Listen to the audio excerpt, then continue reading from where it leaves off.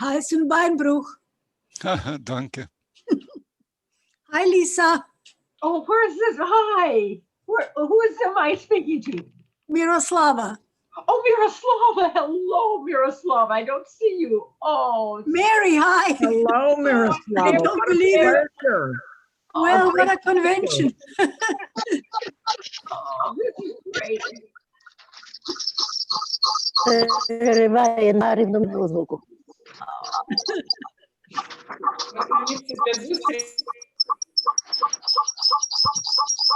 What is that sound? I don't know. It's It's gone. gone. It seems to have gone away. It's gone. Yes. Hi. We're waiting for Alex. Yes, we're about to begin. We're about to There you begin. are. Oh, okay. Good. Yes. I'm in the upper left-hand corner. Well, you're in the middle in front of me, so that's good. Ah, okay. If you choose in your view, speaker view, you will only see the person who is currently speaking. No, we want to see everyone. Just, Yeah. You can click on gallery view, yes. although I'm not seeing it at the moment. It's there somewhere. Up on the right. Yeah, but I don't see it. Well, Oh, We really just want to see okay. Alex. yeah, I'm clicking on Alex. Перериває, не важно слухати. There he is. Okay. Hey, Alex. Hey, hello, everybody. Hi. Але можемо починати, як ви вважаєте? Я думаю, так. Добре. I think I'll make an introduction in English. Good afternoon, everybody. Thank you for joining us. A few housekeeping items. Please make sure that your mics and your cameras are off at all the times. It will help us with the recording. And by the way, this meeting is recording and being streamed to our Facebook groups. And also, you try not to connect with more than one device. And also, if you have any questions, feel free to type them in a chat box, and later we will also provide you with the chance to ask it via video or audio as well. So, Uliana, I guess you can go ahead. Дуже дякую, Алекс. Вітаю усіх на черговому літературному вебінарі Канадсько-Української мистецької фундації. Welcome to Contemporary Ukrainian Emigre and Diaspora Literature Series. My name is Uliana Hlynchak, and I am the head of the programming department at the Ukrainian Canadian Art Foundation. Our foundation celebrated 45th anniversary last year and is the Center for Ukrainian Arts in Toronto. With the pandemic, we all isolated in our homes, but we were able to break the borders with our virtual programs. Allow me now to introduce my guests today. When we were working on the poster for this today's webinar, we added salutation doctor to the name of Olександром Мотилем. Oh, Uliana, excuse me, you were muted. Goodness, I'm so sorry. I guess I have to start from the beginning. No, just a few seconds. Okay, so allow me to introduce our guests today. When we were working on the poster for our series for today's webinar, we added the salutation on doctor to Olександр Мотиль.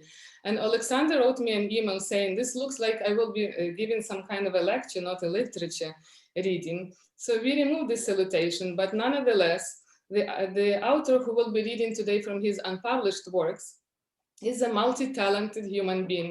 He's a doctor and professor of political science. He's an historian, accomplished writer, and a poet. And he published 9 novels, 1 poetry volume, and another one is coming out this year. So Olександр Мотиль is joining us from New York. We are honored to have you with us, Olександр. And now your microphone is muted, Alexander. Thank you for having me. Thank you. The detailed introduction to Олександром Мотилем's literature work will be given by a Ph.D. student at University of Toronto and co-organizer of this event, Ольга Хомета. Hello, Олю. Добрий день всім. Привіт. Nice to have you with us.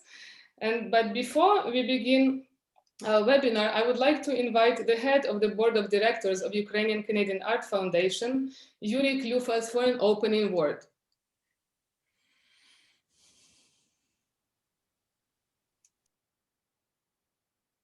Yuri, your mic and your camera is off, and your mic is muted.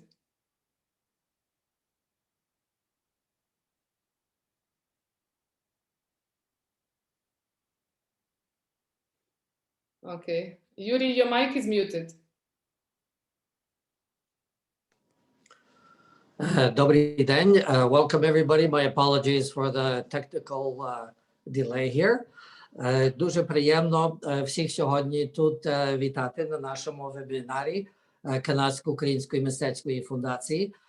Це так би продовження нашої праці 45-літньої, яка в цьому випадку старається вийти поза межі сторін чи стін нашої галереї. Ladies and gentlemen, thank you very much for joining us on this, what looks like to be a beautiful day. I hope it's also beautiful wherever you may be. And this webinar is to a certain extent an extension of our 45-year tradition at the Canadian Ukrainian Art Foundation in Toronto to reach out to communities and to promote Ukrainian arts and culture. Still before the pandemic started, we started reaching out beyond the walls of our gallery and tried a series of concerts and readings with eminent people that work in different aspects of Ukrainian arts and culture. And this pandemic has taught us to do things even better and to reach out even more than we have done before. This success of these projects has prompted us to understand also that we need to digitize our art collection. We have over 900 pieces of beautiful art from Ukrainian artists from around the world. And that is our next intended project to digitize all this material. Today, dear members that have joined us, you're going to be in great hands with Dr. Olександром Мотилем. This is not the first time that our paths have crossed, and I can guarantee you that the intellectual meanderings of Dr. Motyl will make sure that this is going to be a most delightful part of your day today. And Dr. Oleksandr, you are also in very good hands today with our technical director, Alex Tarayev, our co-presenter, Olga Hometa, and the director of our program, Uliana Hlynchak. So to all of you, wish you a great afternoon of this great moment with Dr. Motyl. Дуже дякую, Юрій. And now I will invite to the word Olga Hometa. Olga Hometa is Ph.D. candidate in the Department of Slavic Literatures and Languages at the University of Toronto, where she has been teaching language and literature courses for the past 5 years. Olga's research focuses on the 20th century Ukrainian and Russian poetry, modernism, late modernism, social realism, contemporary Ukrainian literature, theory of communicative act, ventriloquism, grotesque, and drama theory. She's currently working on her dissertation entitled Late Modernism in the USSR, most recent public talk on Pavlo Tychina's Party List on invitation by Scientific Scientific Society named by Taras Shevchenko in Canada. Olga earned both her master's and bachelor's degree with a major in Ukrainian language and literature at the National University of Kyiv-Mohyla Academy. She also completed the summer school in Ukrainian studies in the Harvard Ukrainian Summer Institute. Olga is an active member of international academic community in Ukrainian studies. She regularly practices participates in major international conferences in Slavic studies in Canada and abroad.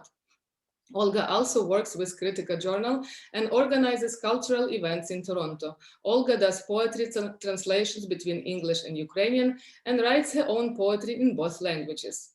Прошу дуже, Олю. Thank you, Uliana, so much for your presentation. And I'm really delighted to have Olександром Мотилем here today to read to our amazing audience. And I'd like to present our reader.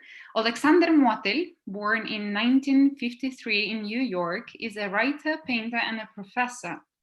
Nominated for the Pushcart Prize in 2008 and 2013, he is the author of 9 novels: Whiskey Priest, Who Killed Andrei Warhol, Flippancy, The Jew Who Was Ukrainian, My Orchidea, Sweet Snow, Fall River, Vovochka, and Ardor.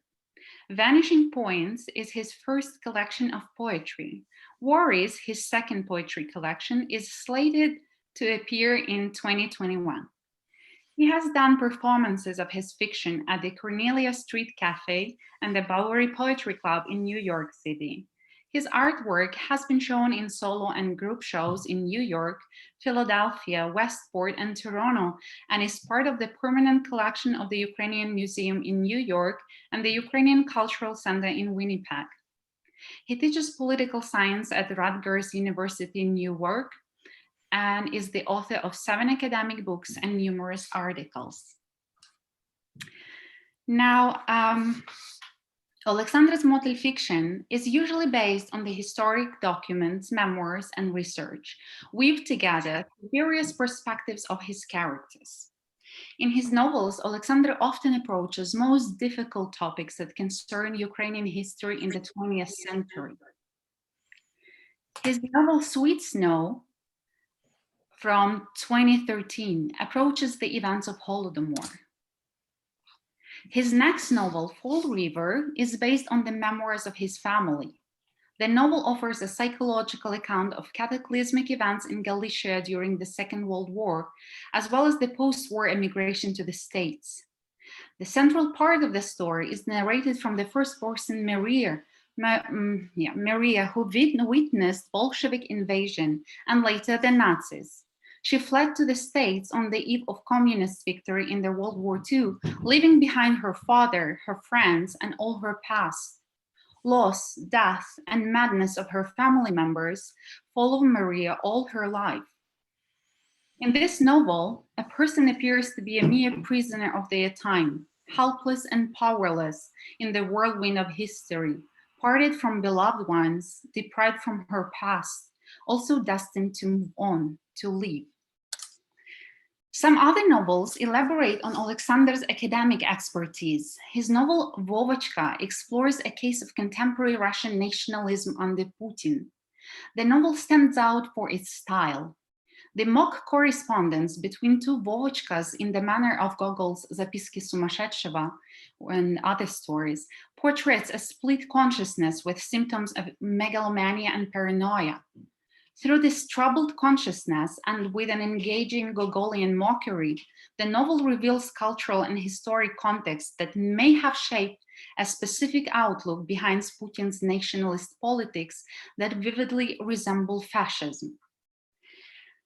Olександр Motilem's newest semi-memoir, Bits and Pieces, offers a much lighter reading. It comprises bits of Oleksandr's memoirs, essays, poetry, and fine art, and altogether appears as a kind of a collage. Bits and Pieces are mapping towns across countries, urban landscapes, and ambient cafes, as well as special encounters. The book also offers a valuable commentary to Oleksandr's oeuvre. Now, the 2 poetry books, My Orchidea and the forthcoming Worries, are similar to Bits and Pieces thematically and by tone. Alongside poetic meditations and reflections on the city's historic figures and places, it is also a metaphysical quest, often rendered in a playful manner and with a kind humor. And now I turn the microphone to Dr. Olександр Мотилем, and I look forward to hear more of his upcoming and new projects. Thank you. Thank you very much to everybody, for all the kind introductions, and thank you all for attending. Unlike Toronto, those of you in the New York area will know that it's snowing outside. This is the reverse, very unexpected. It's supposed to be snowing in Canada, but be that as it may. I will keep my introductions as short as possible, and I promise not to abuse your patience with the readings for more than about 30, 35 minutes. But in order to do that, as I said, I'll keep my introductions as short as possible. I will read from 5 prose texts and about 5 or 6 poems. The poems are all scheduled to appear in the forthcoming collection called Worries. That's going to appear in the Czerwona Barva Press, run by the fabulous poet and my good friend, Gloria Mindock. Of the prose pieces, the first will be a bit of a memoir. I'm only going to read the first one or two pages of a bunch of things, so as to give you a flavor of where this is all going. So the first thing is a memoir dealing with my encounter with Ultraviolet, the Andy Warhol superstar. And then I'll move on to 4 unpublished novels. And I'll briefly introduce each of them before reading them. And as I said, it won't be more than 1 or 2 pages per reading. So all in all, I think you will be able to breathe easily and start thinking about the Super Bowl in about 35 minutes. Okay, as I said, I'm starting with I'll start with my encounter with Ultraviolet. If you have any questions about this, I'll be happy to address them in the Q&A session afterwards. This certainly ranks as one of the most bizarre encounters in my life. Who would have thunk that someone like me would actually have spent 3 to 4, possibly even 5 years collaborating very closely with Andy Warhol's superstar. Anyway, there you go. The essay is called My Ultra, and it originally appeared in a literary journal called 34th Parallel, and it's also republished in this, bits and pieces, in case you're interested. Anyway, I'll read about 2 pages from My Ultra. I first met Ultraviolet in early 2007 at a reading I was giving of Who Killed Andrei Warhol at the Ukrainian Institute of America. The organizer of the reading lives in her building and invited her. She was dressed in a bright violet sweater and head wrap. I extended my hand. She placed her hands together and bowed. We exchanged a few uncertain words. I gave her a signed copy of Whiskey Priest. She gave me a signed copy of her memoir, famous for 15 minutes. We exchanged cards and phone numbers. She said she had a studio in Chelsea and that I should visit. I said I would. I never did. I didn't hear from Ultra for over a year. Then in May 2008, in the course of a single day, I received several telephone calls and emails from her. I called back. She invited me to lunch at her place. Why, she didn't say. I said yes, of course. 1 or 2 weeks later, I show up at her apartment, a penthouse on 19 East 88th Street. I take the elevator to the top floor, turn right, and walk up a flight of stairs. Both the stairs and the walls are painted a bright white, to her door, which is ajar. I knock or ring the doorbell, feeling intimidated and insecure. Come in, she says in a sing-song. I come in. I walk into a small kitchen area with a table covered with odds and ends and 2 chairs. She greets me, apologizes for the mess, and immediately begins cleaning the table. As she does, her glasses fall to the floor, and, flustered, she picks them up and adjusts them. My sense of intimidation evaporates. The mess on her table, The falling glasses and her flustered response remind me of some aunt. This is no longer ultraviolet, the imposing and mysterious Andy Warhol superstar, but an old woman in a messy kitchen. We sit down to lunch, an odd combination of some indeterminate gruel, salad, taco shells, olives, and butter. At some point, I ask her if she is a Buddhist. Some friend had told me that Buddhists don't shake hands but bow as she had. Oh no, she says. I am a member of the Church of Latter-day Saints. A Mormon? Yes, a Mormon, she says. And I want you to attend a service with me. Sure, I say, having just experienced my first shock of the day. Why did you become a Mormon? She explains that after her mental and physical breakdown in the early to mid-70s, she began searching for answers. She found them in the Church of Latter-day Saints. They looked so happy, she says. She joined in 1981 and has been a devout member of the church ever since, attending Sunday services, participating in community events, and fully believing the teachings. And she smiles, we do not smoke, drink, or fornicate. Her views on homosexuality are highly critical. It is unnatural, she says, and a sin.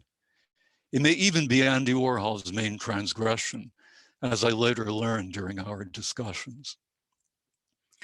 After we finish eating, throughout I'm still wondering just why I am here, she takes out a manuscript and asks me to read it. It is about 10-15 pages long and is entitled Andy versus Adolf. Side by side, in 2 columns, are lists of their commonalities, ranging from the banal and incidental, their dates of birth, their village roots, etc., to the possibly important attitudes toward power and art. As I am reading, I have no idea just what the point of this exercise is. Lists of commonalities are just lists. I finish, and unsure of how to respond, simply say, wow. What do you want to do with this? She says she'd like to get it published. As 2 lists, I say, no one will publish this. Perhaps it could figure as part of an article. Yes, that might work, she responds. We spend a few minutes talking about options and then I leave, not at all certain about what I've just gotten myself into. The week after, I visit her again. It's another Sunday, and this time she takes me to her church on East 87th Street. Ultra is dressed in a girlish white outfit, a frilly white skirt, a frilly white blouse, a frilly white umbrella, white shoes, and white knee-high stockings. She carries her Bible, which I note from the tarnished cover and dog-eared pages is obviously read often. She prays and sings during the service, which I find quite moving. Afterwards, we go to a Bible study group and she actively participates. Her co-religionists call her Isabel. Then we have lunch, another concoction consisting of gruel, taco shells, salad, and butter, at which we discuss options for the Andy versus Adolf manuscript. I also suggest to her that she should consider doing a second memoir, one that would take the story from her break with Warhol and through her conversion to Mormonism. That, I suggest, is really quite a tale. She resists the idea. There is still too much to do. All her papers are a mess, and she doesn't want to write about the past. Indeed, her persistent complaint about interviewers is that they are only interested in the past, whereas she is interested in the future. We meet again a few more times, and it is during one of these meetings, possibly in early June or early July, after I return from a month-long trip to Europe, that Ultra suggests that the list should be converted into a play. I agree, especially as the lists already resemble dialogue and can therefore serve as the basis of a play. The first step is to cut and paste the lists into a dialogue between Andy and Adolf. Once that's done, the real work begins. In the year that follows, until my visit to Nice in the summer of 2009, I come to the penthouse about twice a month, staying for about 5 hours each time. Invariably, the visits follow a routine. First, I do some chores. Anything from fixing a lamp switch, to retrieving a knife from behind the stove, to moving a plant, to rearranging the chairs on her enormous wraparound terrace overlooking the Guggenheim. Then we work on the play, sitting side by side at her desk, with me working on the computer, and the two of us going through the play line by line. Then we have lunch, always the same kind of healthy concoction. Let me end there. I'm going to read a poem. This is entitled Madame, and it's dedicated to Ultraviolet. I could never call Ultra Ultra. It seemed too familiar. Nor could I call her Isabel. So I called her Madame, which seemed just right for someone I knew well and didn't know at all. I've been to her penthouse overlooking the Guggenheim. I've eaten the dreadful lunches she prepared, moved her furniture, arranged vases and pots on her terrace, retrieved a knife from behind a bookcase, listened to her about Andy, accompanied her to a Mormon service, and worked on a play about Adolf and Andy. I've been to her studios in Chelsea and Nice, had some cake in the former and took photos in the latter. I even spent 2 weeks in her penthouse in the Palais de l'Industrie on the Rue Clément Rosal, swimming in the Mediterranean in the morning and preparing omelets in the afternoon. Gosh, I even helped her clean out her garage and survived her driving along the mountain roads of the Côte d'Azur. But I never understood her, and she never understood me. Fittingly, I suppose, she died in New York while I was abroad. She's buried near Grenoble, so I can't even visit her grave to say, au revoir, madame, but I still don't understand you. But there is one bit of good news. Last time I visited Nice, her name was still next to the doorbell on the Rue Reine Jeanine, where her studio used to be. Unlike old soldiers, old superstars may die, but they don't fade away, at least not for a while. Okay, switching gears. I'm going to read 2 pages roughly. This is a very brief excerpt from a novel called Mazeppa Rides Again. This is not about Ivan Mazeppa, the Ukrainian Cossack chieftain, but about the Mazeppa who is the hero of Lord Byron's poem, written in 1821, called Mazeppa with 2 P's, in which the young Mazeppa, after having had an affair with a Polish countess, is tied to a horse by her irate husband, the count. He's tied naked to the horse and set loose in the Ukrainian steppe, where after 3 days of travails, he's finally rescued. This is a different story. This Mazeppa comes loose and then circumnavigates the globe, and in the process meets Lord Byron and helps him write the poem Mazeppa. The first 2 sentences are intended to convey the rhythm of the horse ride. The Mazeppa ride even became a trope in 19th century Europe, and the United States, a trope for wildness. So you'll tell me whether that actually succeeds or not. The cloying sweetness of her cologne commingled with the succulent aroma of her delicately sculpted armpits to distract me from the discomfort of the leather thongs and the pain in my spine. But these lingering olfactory delights were, alas, powerless to keep the swirling mass of horsehair from tormenting me with exquisite memories of the Countess's long locks and feverish caresses. Strapped to the back of the galloping brute, head to head and legs spread eagled, I drew strength from imagining myself atop the tender redoubts of her pink flesh, where I would plot my revenge for her husband's gratuitous cruelties. If only I had not disregarded her hushed admonitions to listen for the footsteps that would bespeak his imminent arrival. If only I had been as alert as she had encouraged me to be. But how could I be when all my senses were so overpowered by her willing body? The Countess's soul, a bit player in this drama, was also present. That I heard nothing until the massive doors to her boudoir were flung open, a savage shaft of life sliced through the blackness enshrouding our passions, and the Count, flustered, enraged, and no doubt red-faced, exploded with 2 syllables, "Aha!"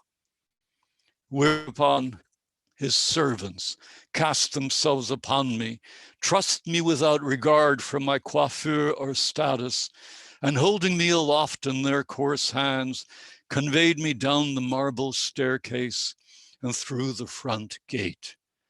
I expected to be handed a dull sword and told to fight for my life, but instead, the Count's barbaric entourage stripped me of my remaining clothing, lifted me upon the beast, and tied me down. My nakedness worried me far less than the insistently practical question of how I would eventually acquire appropriate dress. That I would be freed, I did not doubt for a second.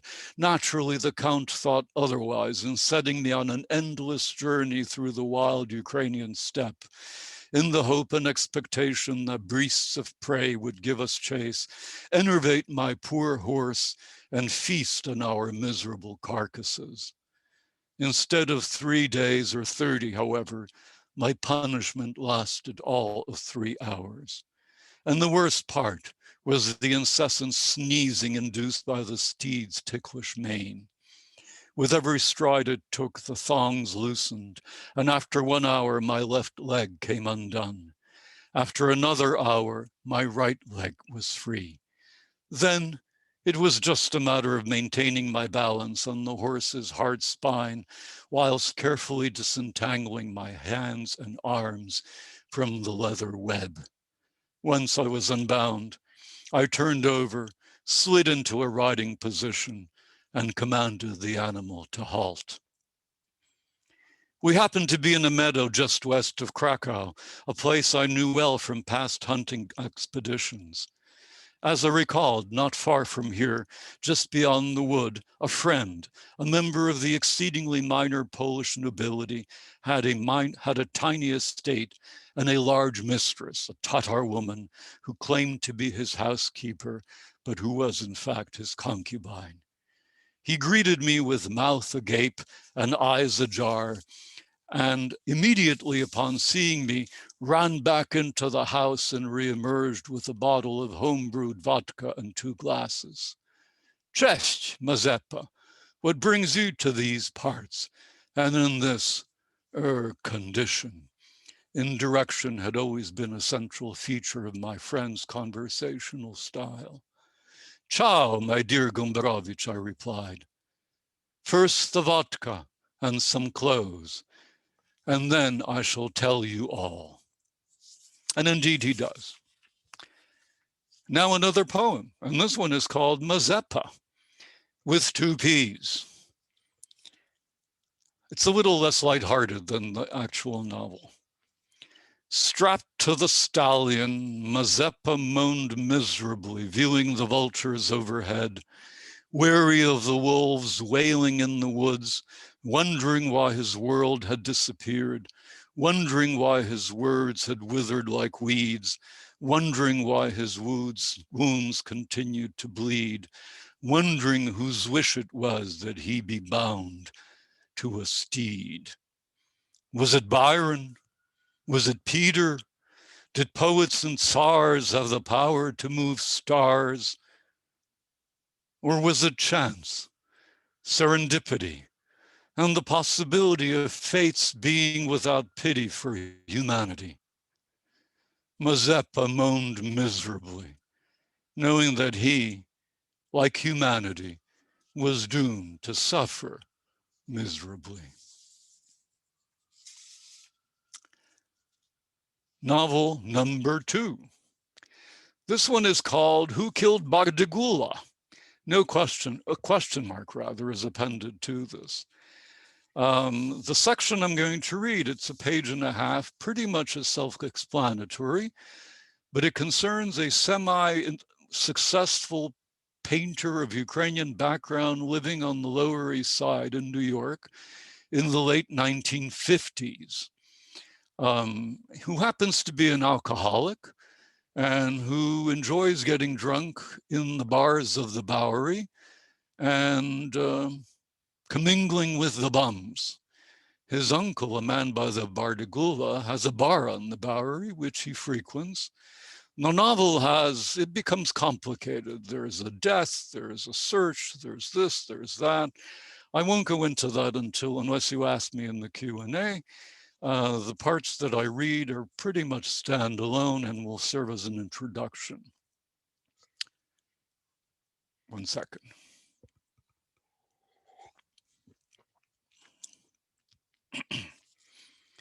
As usual, the show was a bust. So I made my way to Bardagula's and got drunk.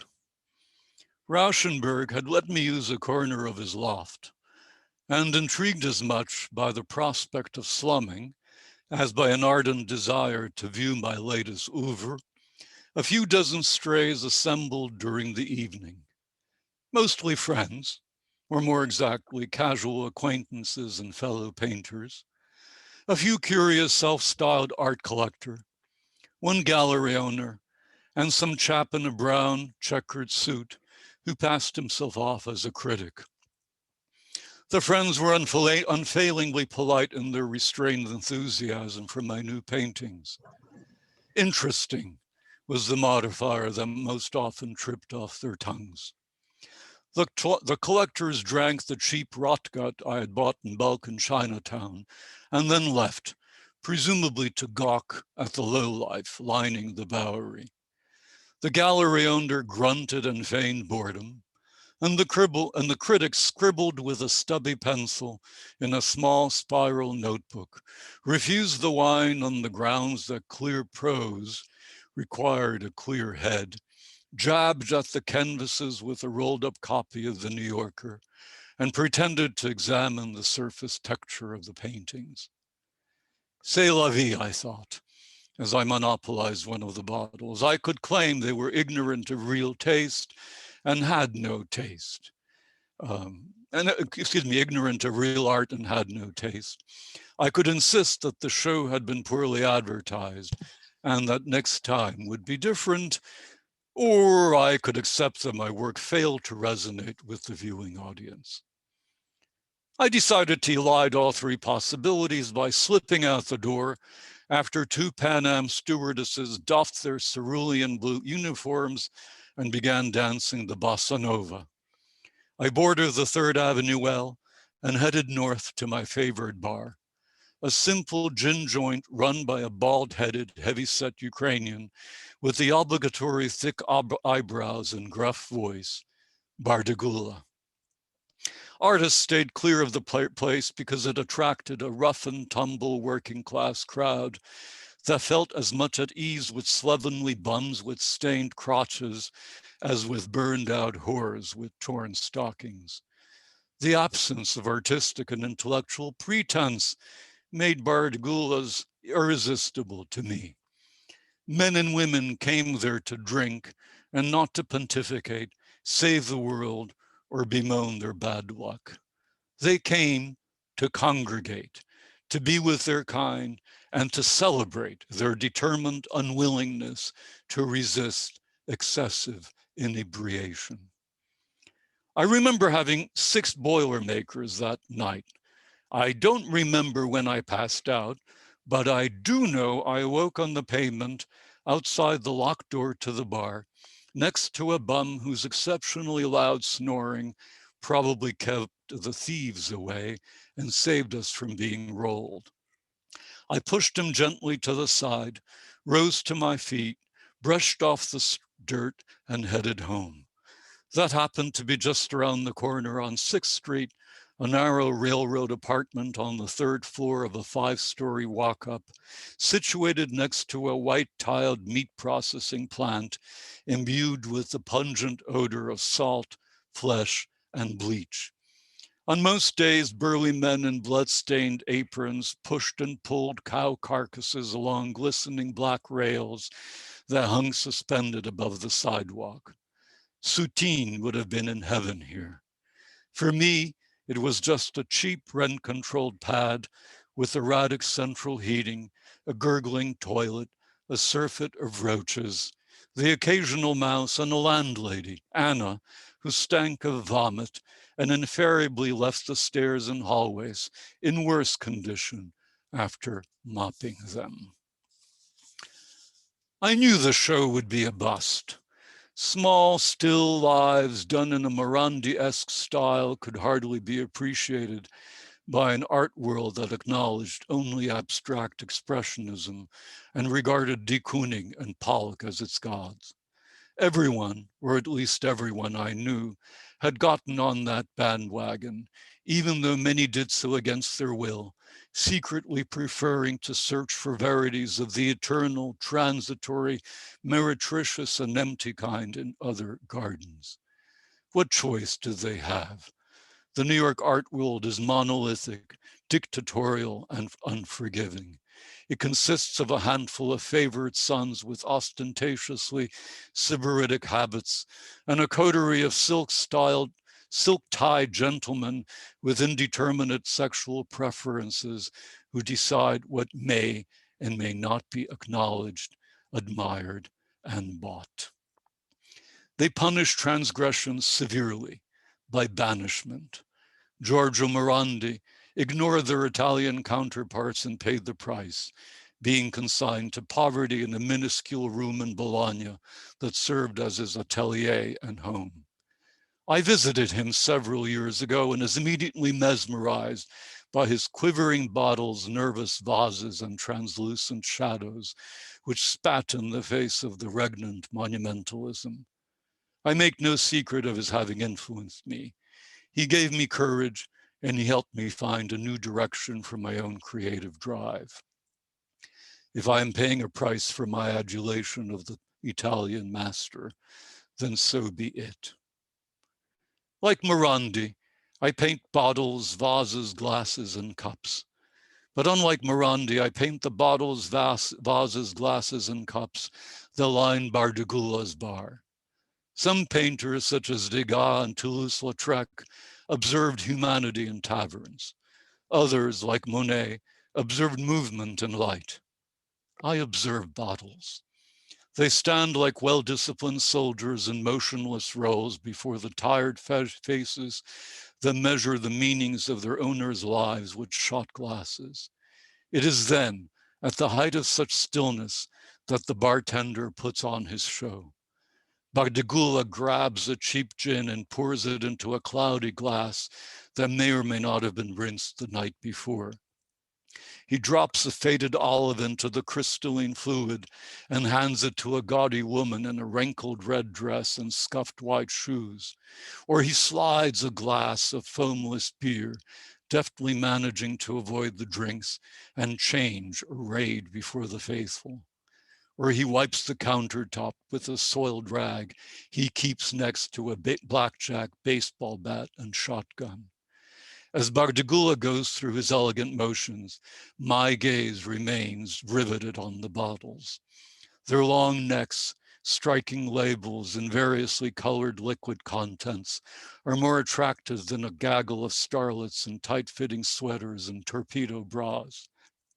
They delight only the eyes.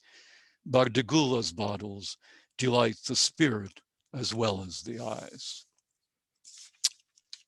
And now a poem called, appropriately enough, Paintings. The paintings always stare back. Even the landscapes depicting dancing God and prancing satyrs amidst crumbling ruins adorning leafing backgrounds, and silently saying that gazing, observing, interpreting, understanding are pointless ventures, useless undertakings, doomed to failure. Because the paintings always stare back. Even portraits of staid burghers, genteel ladies, kings, queens, and courtesans, all sly folk prone to evading our penetrating eyes by looking elsewhere or pretending to be looking elsewhere, while knowing that pretending exposes gazers and stargazers to the penetrating side glances of vanished landscapes and long dead people, seeing through us and finding nothing. Okay, we switch gears. I'm going to read two selections from two novels.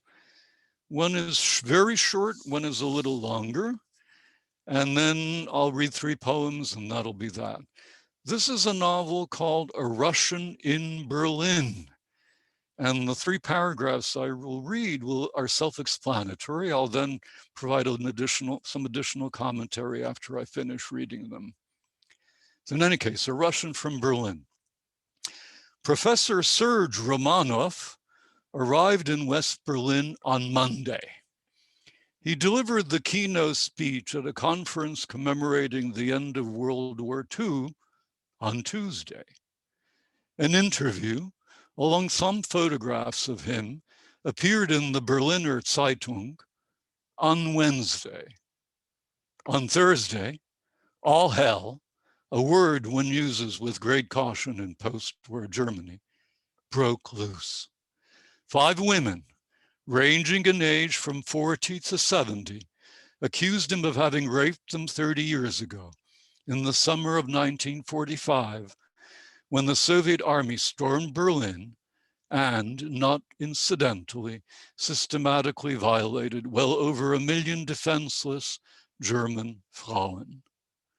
Outraged, flustered, and confused, the Ivy League's leading Russian historian heatedly denied the accusations and insisted he was the target of a right-wing conspiracy aiming to discredit Russia and its liberation of Nazi Germany, and to rehabilitate Nazis by painting them as victims of the war they had started and in the occupied Soviet territories. That the accusations appeared in a large type newspaper belonging to Axel Springer, the anti-communist German publisher detested by the liberals and the left for his conservative sympathies, lent credence to the professor's denials. That the women volunteered to appear before the public at a press conference lent credence to their accusations. Complicating matters were the inconsistencies and contradictions that emerged in Rashomon-like fashion in the women's as well as in Romanov's accounts, and were compounded in no small measure by the Janus-faced personalities of all the main players in this occasionally tawdry melodrama. By the time the weekend rolled along, that admittedly small part of West Berlin's public opinion that followed the controversy split into 2 polarized camps, more or less coterminous with the traditional division into left and right. Critics of the women claim they were at worst Nazis, at best sympathizers of the Hitler regime, intimating that the ladies, like the Germans in general, got what they deserved. Critics of the professor hinted at his being an unrepentant Stalinist with a cushy job at Harvard, a violent, lecherous monster who preyed on defenseless womenfolk amid the smoking rubble of post-war Berlin. Romanov himself, although scheduled to return to his awestruck students and fawning colleagues on Sunday, decided to extend his stay indefinitely, figuring he'd be better off settling the matter as soon as possible before it made headlines in America, and hoping to demonstrate that his decision to stand and fight would be construed as proof of his innocence.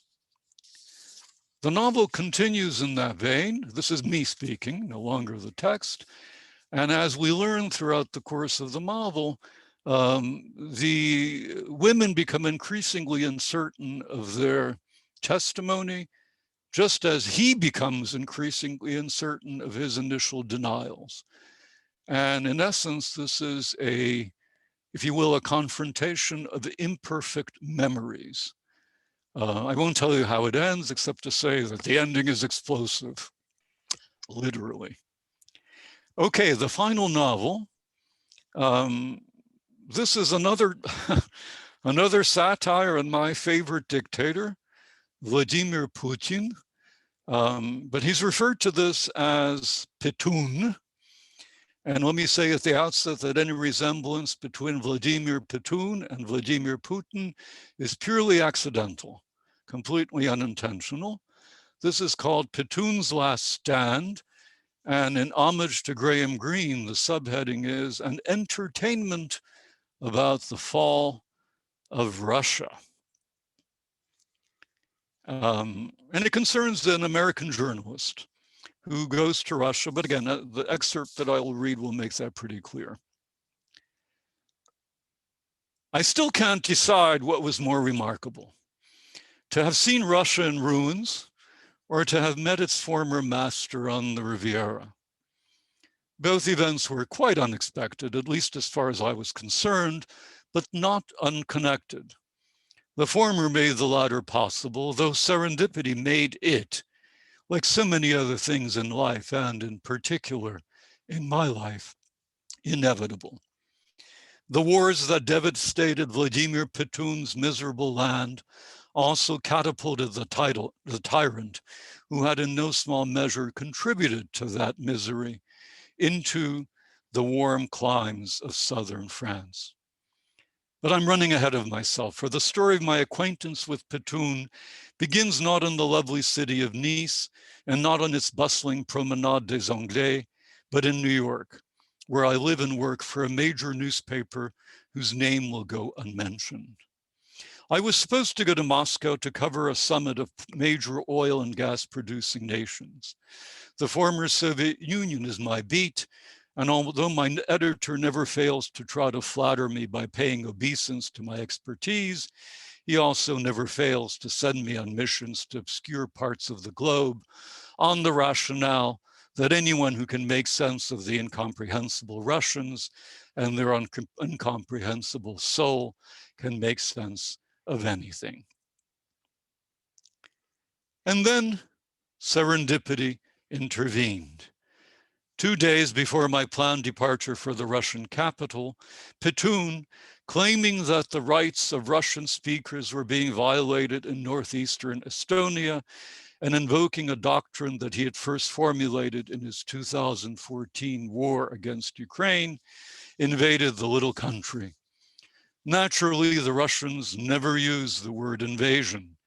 Instead, they insisted they were forced to heed the appeals of a heretofore unknown Russian Democratic Front, which, as the legitimate representative body of Estonia's supposedly downtrodden Russian minority, called on Moscow to rush to its assistance, lest their democratic aspirations be crushed by Estonian boots.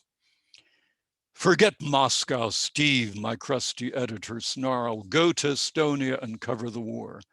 So I did, especially as I fully expected the escapade to be over in a few days. The Estonian army was minuscule, and notwithstanding its unquestioned heroism, a few thousand Estonians were no match for several 100,000 well-armed Russian soldiers.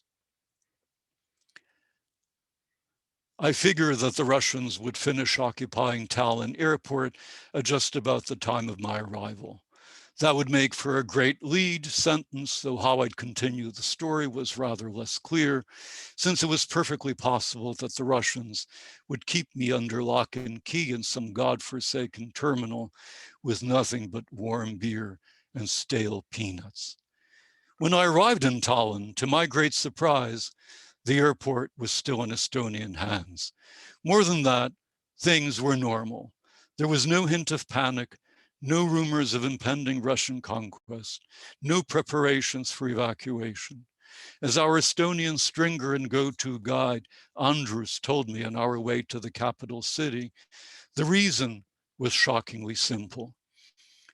While I was in the air, what began as a seemingly invincible Russian incursion had morphed into a full-fledged war, but not between Russia and Estonia, as the Russians had hoped, but between Russia and most of her neighbors. Apparently, Andrus continued, Russia's attack on Estonia had served as a signal to all its disgruntled minorities and equally disgruntled neighbors to hit back. Unsurprisingly, the Chechens struck first, taking advantage of the Kremlin's focus on the Baltic to detonate a powerful bomb at the foot of the Kremlin's high walls and tearing open a huge hole in the bricks.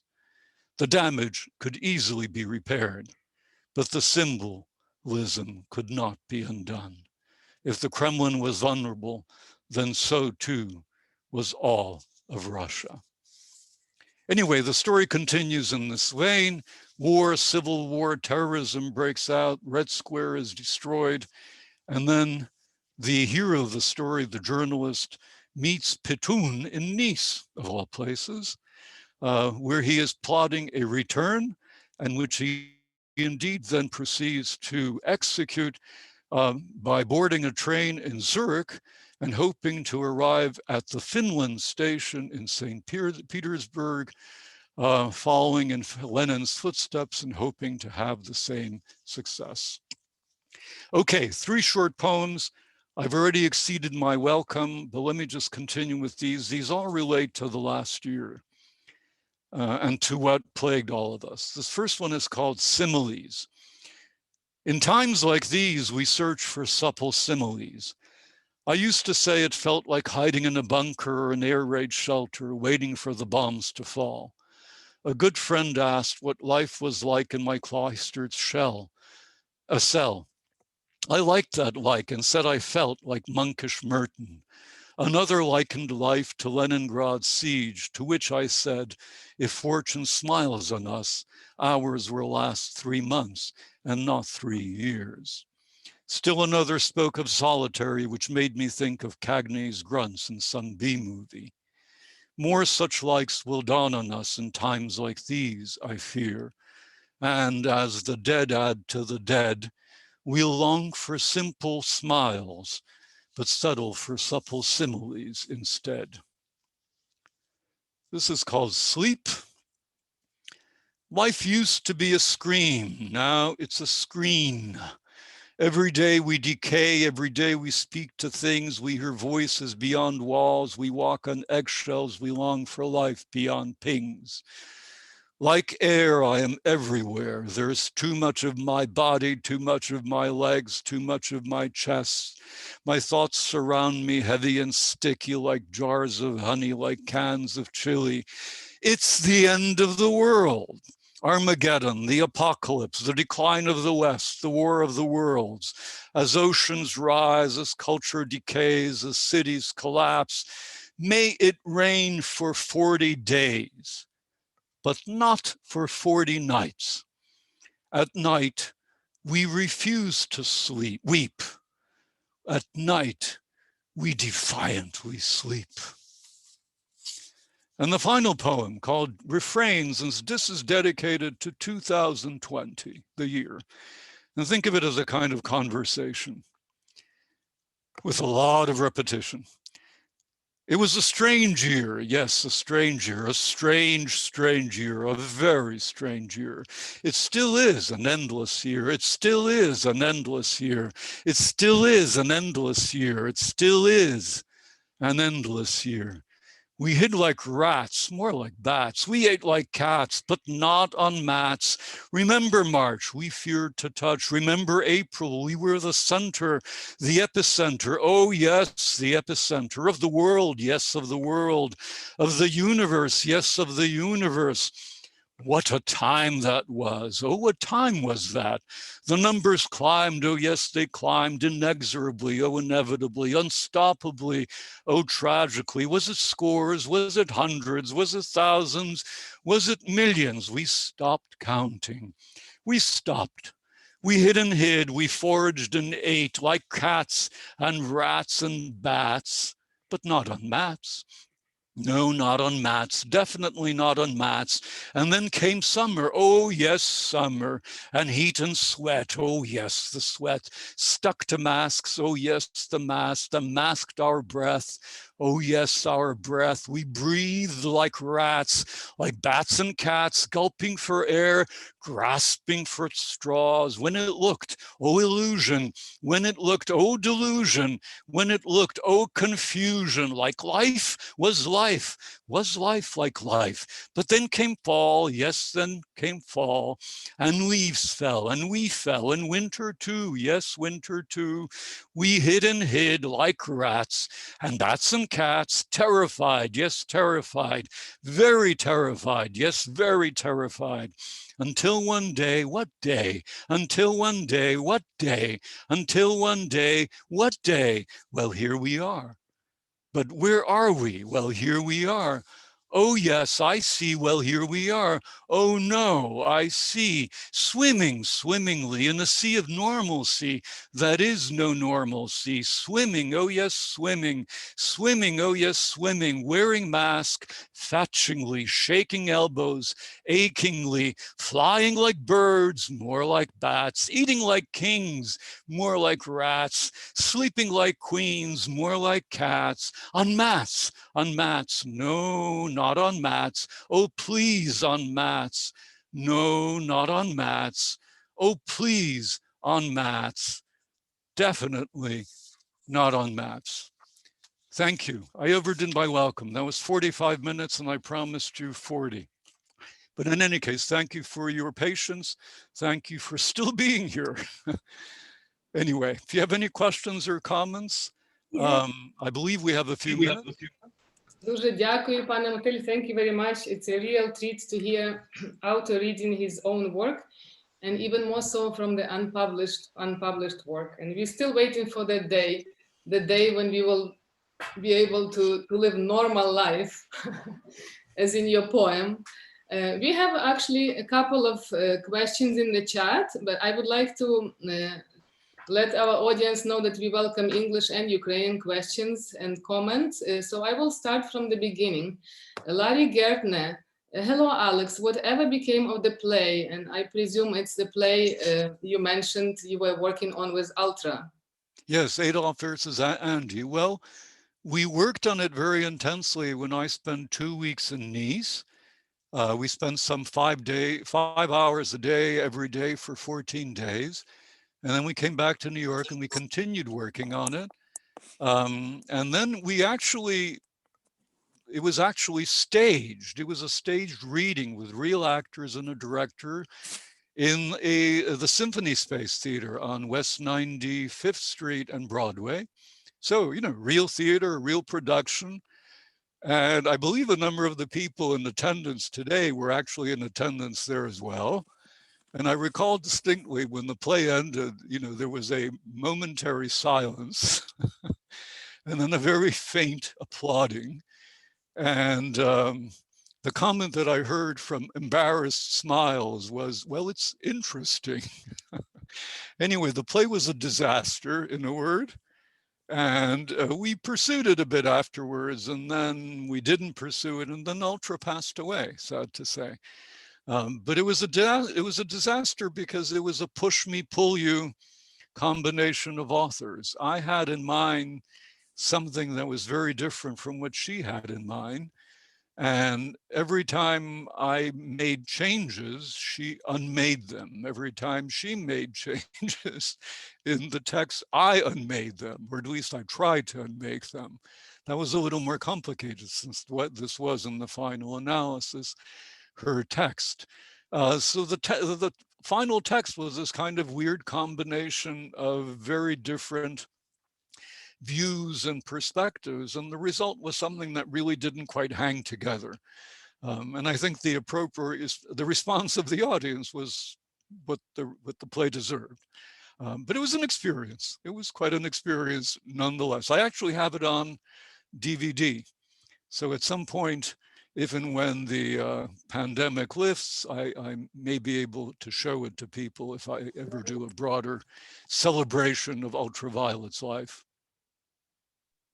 Very interesting. It could be our next webinar, just to watch the Well, play. that would be a labor of extreme love. We have 74 participants. I thank you to our audience, and we'll read a couple more comments from our chat. Marina, to everyone, thank you for this excellent introduction to Олександр Мотилем's work. Uliana Pidzametsky, outstanding. Miroslava Znayenko, to everyone. Alex, how about my favorite pandemic poem about Fred and Ginger, to let us swirl into happier days? At the end, Alex, at the very end. Okay, I would have to, good Lord. Okay, I could do that, but yes, please, I'm sorry. If somebody from the audience would like to speak, just unmute your microphone and hopefully we can hear you. And in the meantime, I will read more comments. Gloria Mendok, a great reading, Alex, loved what you read. Leslie Gardner, to everyone, thank you, wonderful, and for me, many familiar readings. Frederick Kempe, Alex, this is your pal, Fred Kempe. What are your reflections on Alexei Navalny and whether the opposition to Putin will turn out any better than previously? That's a question on everybody's mind now, right? I guess. Let's save that until the end, just in case there are other questions regarding the actual readings, maybe some of the novels or the poems.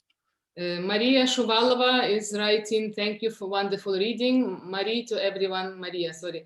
Thank you, Alex, this is fantastic. Irene Zabitko, AG, great reading, congrats. So far this is all. Okay, well, I'm flattered. I wish there were more critical comments or questions.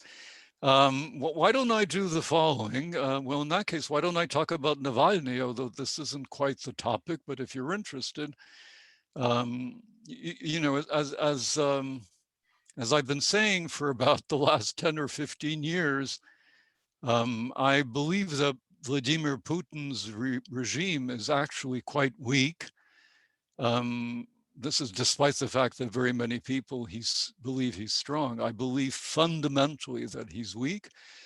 And in that sense, sooner or later, the regime will not just end because of his own natural departure, but it could very easily collapse, break up, be susceptible to some kind of revolution, who knows?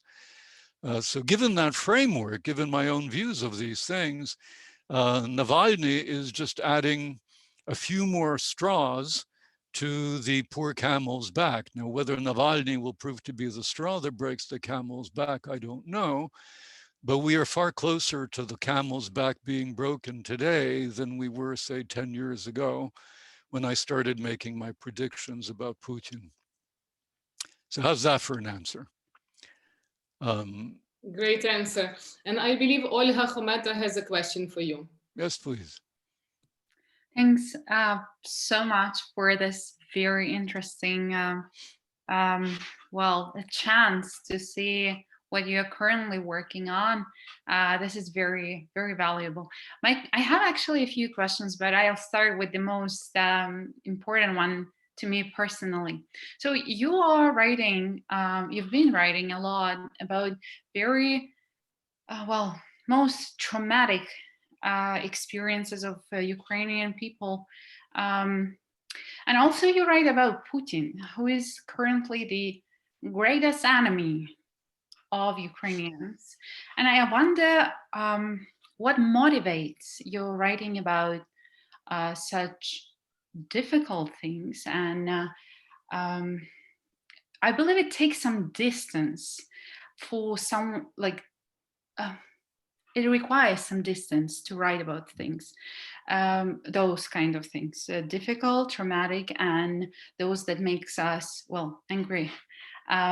So could you just elaborate a little about what it takes to write about most traumatic and difficult things in Ukrainian, for Ukrainian people?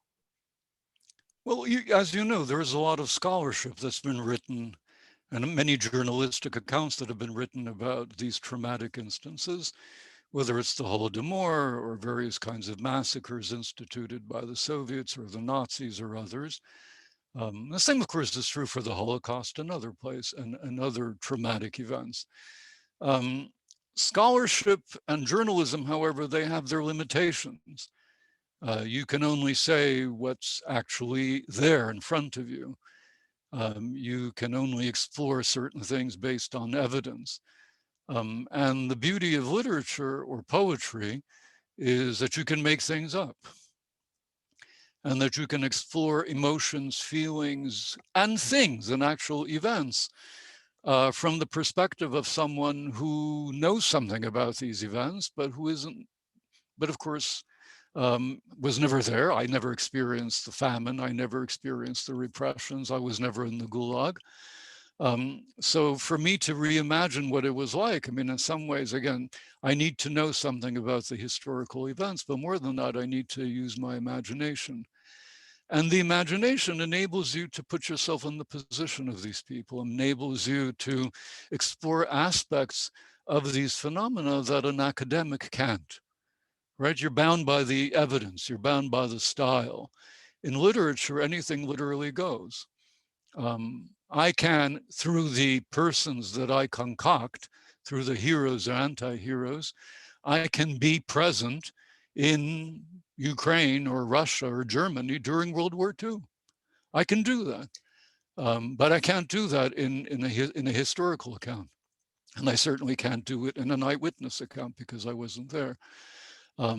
So that's what enables you to do that, right? So the nearness, but at the same time, the distance enable you to position yourself in such a way that you can actually explore things. But of course, you need to explore feelings and emotions and events within the realm, within the framework of what happened. Again, it wouldn't make sense for me to explore World War II and bring in the Martians, right? Not in the kind of work I do. So it has to be bound by the actual reality of things. And that holds true for the events, that holds true of the more historical events or the events that relate to my family or my family's history. Ultimately, this is in some ways, I suppose, a way of coming to grips with certain kinds of traumatic experiences, even again, if those experiences are not things that I experienced firsthand. But well, I'm not so sure about that. It definitely takes a very, well, immense measure of empathy to do things like that. But don't you think, like, do you feel that you engage into their trauma? And isn't this a kind of, masochism, like, why do you choose to engage in such difficult, traumatic experiences that one can only imagine? So why do you choose it? Well, remember, I mean, of these many things I've written, including the poems and so on, but especially the novels, I'd say only one or two relate to truly traumatic events. Some of them are fairly lighthearted, some of them are satirical. Many of them, if not indeed all of them, are to some degree ironic. So there is a broad range of attitudes and emotions And the traumatic is confined, as I, roughly to maybe 2, let's say maybe 3. So 3 out of 9. 1/3 is traumatic. 2/3, I'd say, are probably not terribly traumatic, which I suspect is a healthy balance. I'm not, it's, or perhaps not. That's for you to decide. Thank you.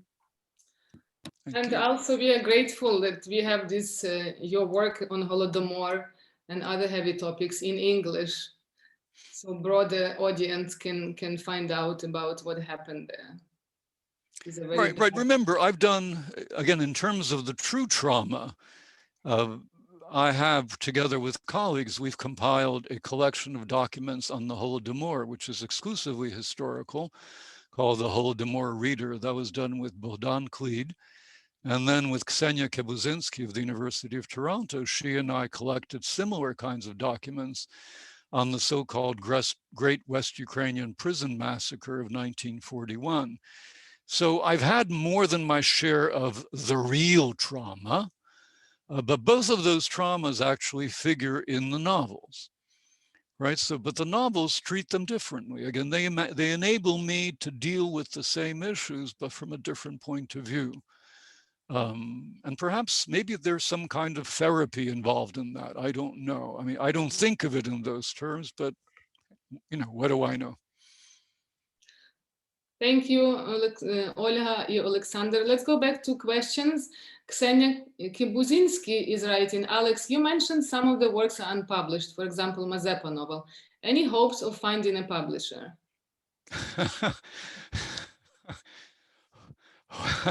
Hope never dies.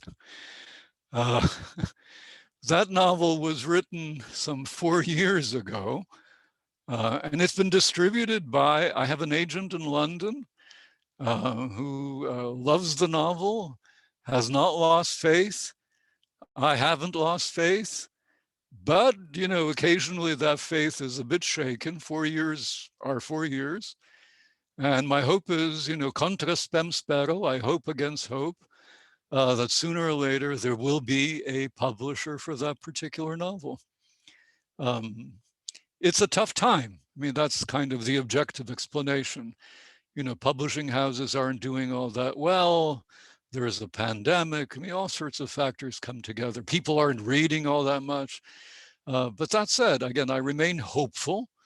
I'm not sure I remain optimistic, but I certainly remain hopeful. Thank you. Another question is Miroslava Znayenko. How do your current painting centered on World War II complement your current literary output and research? Partially, you have just answered it. So you already answered it. Maybe you would like to add something. Okay, well, the paintings that are referred to, you can actually see them if you click on my web page, for my Facebook page. I counted them yesterday. There are 17. I started doing these roughly in the fall, and I've been producing roughly 2 a month. And these are paintings, small paintings, 9 by 12 inches, black and white. And they're essentially reproductions of photographs taken in Kiev in September of 1941, after the Soviets set off explosions in downtown Kyiv, or in the summer of 1942 at a bazaar, at a marketplace. And the former paintings or photographs, they depict the city in flames, and the latter photographs depict primarily peasant women at this bazaar selling and buying stuff. And frankly, do they complement the literary work? I don't think of it in those terms. The things I do tend to be, at least as far as I'm concerned, they are more or less independent of one another. So the painting is the painting, and the writing is the writing, and the poetry is the poetry, and the blogs are the blogs, and so on. And I mean, I suppose you could argue that in as much as they're all produced by one person at roughly one place at one time, there must be something that holds them together. I don't know what that is. I'm not sure what that is. I've been asked, why am I doing these particular paintings? And as I've explained already, especially in that interview that was done a few days ago. The reason is really purely serendipitous. I started reading a history of Germany during the summer, and it contained a bunch of very interesting old photographs set in Berlin. And, you know, the days were long, the days were hot, and I decided to reproduce those photographs, mostly as a kind of exercise. A lot of my painting has been abstract, and once in a while, it's nice to remind yourself that you can actually draw a face or a cow. You know, too much of contemporary art tends to neglect those kinds of techniques and those kinds of skills. Well, I painted 3 of those paintings, and they turned out quite well. And then I was searching for new topics, and I came upon a book that I have of Kyiv during World War II and saw these fabulous old photographs, and I started painting them. If I'd had a book containing photographs of old Warsaw, I might have been doing Warsaw, or old Paris, I might have been doing old Paris. As it turned out, it was old Kyiv. You know, let me just add one more thing to this. I mean, very often when we interpret art or literature, we look for these deep meanings and patterns, and I'm sure they're there, maybe. But there's also a lot of serendipity. There's also a lot of contingency. I'm reminded, and just purely accident, I'm reminded of a film by D'Antonio called, it's a documentary film about painters called Painters About Painting, or Painters on Painting rather, in which he interviews Robert Rauschenberg. And you know, Rauschenberg that did that famous goat with the tire around his head. And D'Antonio says, oh, you were obviously influenced by the Dadaists, and you were obviously continuing in their footsteps, to which Rauschenberg responded, who are the Dadaists? Thank you very much, Alexander. There's another interesting question from Albert Rosenblatt. How did you choose between writing a novel and writing a poem, not counting the question of time involved? There again, it's not really a choice. I don't, again, I'm skeptical of the view, you know, that kind of romanticized view of artists or painters or writers who are impelled by their soul to express themselves in one way or another. I suppose that happens. I'm not sure that happens as often as we would like to think that it does. Again, you know, it's this kind of la boheme view of the world.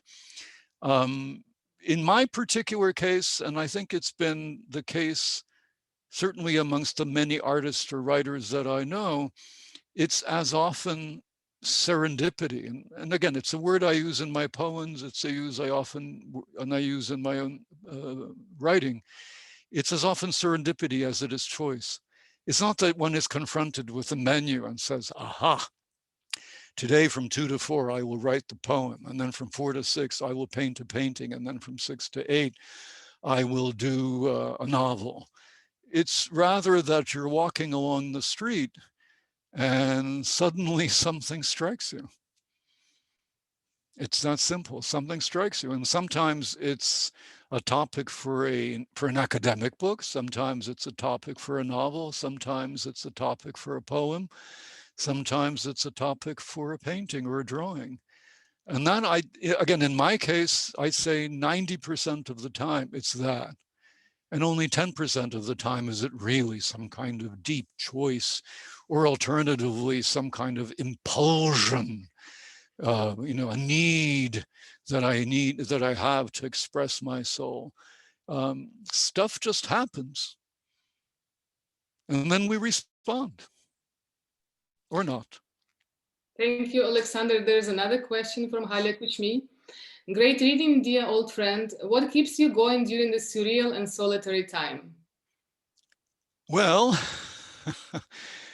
I try to keep busy. Well, obviously, I've been writing a lot, right? So I wrote that last novel about Petun and the fall of Russia. That was done last summer. I've been writing, you know, every month or so, roughly I do a poem. I've been painting a fair amount. So I did some 17 or 18 of these photograph paintings since the summer, so that's been keeping me busy. I teach, you know, I do the usual sorts of things. And then I try as much as possible to live in my alternate reality. I find that the more I know about COVID, the less I know about COVID. And the more I read about politics in America, the more annoyed I get by politics in America. So my latest project, and I began this about 3 months ago, I am relearning Latin. Yes. And when I began 3 months ago, I was at the stage of being able to say that the terrified mule walked into the forest. Now I can actually compose semi-literate sentences about writers hoping to write a verse for somebody or other, you know. So I've actually made significant progress, and I've immersed myself in Latin and in the culture of Rome. And as I said, partly because it seems just about the right perspective, just about the right distance from current goings on in the world and in the United States. You know, 2,000 to 4,000 years seems just about right. So that gives me the opportunity to retain my sanity and to devote myself to things that perhaps matter a little more than fruitless debates about politics in the American press. Well, I was about to say in vino veritas, we are ready for a glass of wine after such an interesting webinar, but we received another question and another comment. Radoslav Zhuk is writing, great to meet you finally, Professor Motyl. I have admired your work for many years now. You are one of the few, or perhaps the only one in the diaspora, who uses the media of the arts to promote great ideas. That's from Radoslav Zhuk, and I will read a question from Olga Hometa. Your bits and pieces tell about cafes lavishly. Why do cafes are such a favored space? Is there something metaphysical about them? Yes, well, one of the essays in Bits and Pieces is called My Cafes. And that was actually written especially for that collection. And I survey the cafes in New York and especially in Vienna. There are a couple in Lviv, a couple in Kyiv, a couple in Nice, 2 or 3 in Paris, one in Munich that I like to go to. As you can see, there are many. And one of the major one of the major losses due to COVID, excuse me, is the fact that I can't go to my favorite cafe in New York. It's called Vineros, and I used to go there and I'd read for 2 to 3 hours in a little corner tucked away in the cafe. The Viennese poet Peter Altenberg, I believe it was he once wrote around 1900 or thereabouts, that a cafe is the only place where you can go to be alone amongst people. And that's true, but it's also the only place that you can go alone to be alone, right? You can actually, if you pick the right time of the day, you can actually go there and be alone. Better still, you can also be there alone amongst people because the hubbub, right? There's always a constant hubbub that basically cancels each other out. So there you are sitting in this space together with people on your own, together with the text, together with books or things like that. I find it a perfectly, it's a quasi-religious experience. I've rewritten, edited, or written the manuscripts of probably about 5 or 6 books in cafes, a large number of articles, a large number of poems and things of that sort. And I've also taken to drawing a lot in cafes as well. I have a whole collection of drawings of tables and chairs and things of that sort. Some of them are reproduced in Bits and Pieces as well. But I have a real affinity for these places. And I first discovered the beauty of cafes when I was traveling in Europe in 1975, 76. And I suppose at that time it was more a way of kind of following in the footsteps of European writers. I mean, they went to cafes, I had to go to a cafe. But very quickly I realized that I quickly understood why they did so. And it became a place, a sanctus, as it were, a sanctus sanctorum for me as well. There's a story I relate in bits and pieces. When I was in Paris in December of 1975, I went to Montparnasse. Of course, you had to go to Montparnasse. Where else but Montparnasse, where all the artists went. And I discovered those two famous cafes, La Rotonde and La Coupole. And then one day I sat in one and I was drawing the other one. And a waiter actually came along and said that he would pay me if I drew my cafe, their cafe, from the other cafe. So I was terribly excited. I thought, here I am, an artist in Paris. I finally made the big time. So I crossed over to the other cafe, but there were no tables that were positioned near the windows that enabled me to draw the other cafe. See, the only way I could do that was to sit on a bench near the bus stop. This was the middle of December. It was ice cold and I was freezing and the drawings were miserable. The drawings, failed completely. They were almost as bad as my play with Ultraviolet. I did retain them. I eventually crushed it up. I threw it out. And then the better part of me said, well, why don't you hold on to this failure and you might be able to reproduce it or get some inspiration from it in the future. So it too, by the way, is reproduced in bits and pieces together with all the wrinkles. But it's a testimony to a failure and to a what might have been. Just imagine, I could have been the next Picasso. Actually, I really appreciated having this, as your caption says, failed drawing. And by the way, did they pay you anything for it? Well, I never gave it to them. it was just a bad drawing, so I figured there's no point. But they would have paid me. That's the whole point. Gosh. It would have been a croissant and coffee. Well, at least. Another question from Anna Procek. Do you ever find time to sleep? Well, thank you so much for asking the question. I think your last poem answered that question. Yes, I sleep defiantly. Well, go ahead. Well, yes, please, go ahead. No, I had nothing else to add. I just wanted to thank you, everyone. I don't see any more questions or comments. It was a wonderful experience. And I would like to invite Olga and Olександр Мотиль for the goodbye words, if you wish. Sure, that was been absolutely delightful to have Olександр reading his new projects.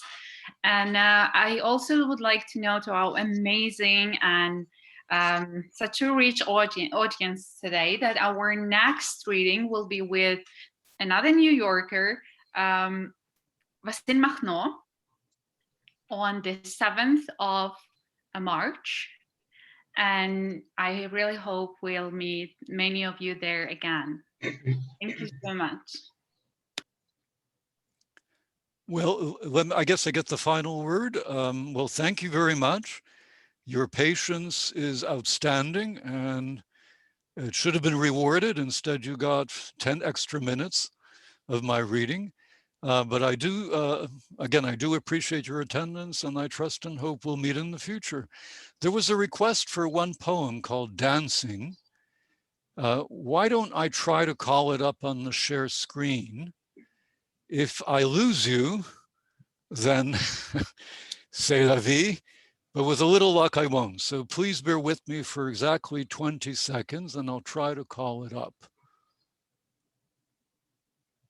Okay. Oh, I can't share screen. Okay, well, in that case, this is my goodbye. Thank you very much. And I hope to see you soon. Perhaps you can read to us the poem then. Well, I would have to look at it's on my computer, so I have to get into the file. Okay, so why don't we publish it on the Facebook? Maybe you can publish it on your Facebook page and we can share it for everyone. It's actually on my Facebook page. You could look it up. Okay, great. That's a very good to know. In any case, apologies. I obviously can't get it. But thank you again for your patience and thank you for your attendance and thank you very much for your interest, or at least what's remained of it at the end of this ordeal. and especially for your very kind comments and questions. Thank you very much. And I would like to also thank our guests, Olександр Мотиль, Ольга Хомета, Юрій Клюфас, and all our audience. We are so grateful to have you with us, that you let us into your homes. And I would like to thank you also our sponsors, Alex Tarayev and his company IG Wealth Management, and our media sponsor, Contact Ukrainian TV. So we wish you a nice day and hope to see you in a month, March 7. Bye-bye. Thank you.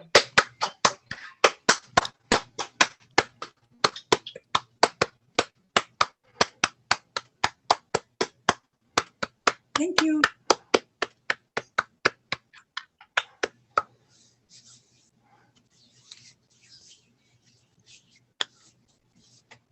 Bye-bye, Mary. Alex, I think you can stop recording now.